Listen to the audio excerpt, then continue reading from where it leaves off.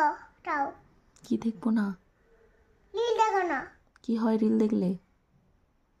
বলা দোনা করতে পারবে না। কার্টুন দেখলে বলা দোনা করতে পারবে। সেটা তুমি জানো? হ্যাঁ। তাহলে তুমি কেন রিল দেখো? না করো কার্টুন দেখো।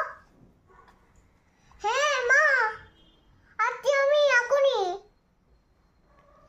দাঁড়াও।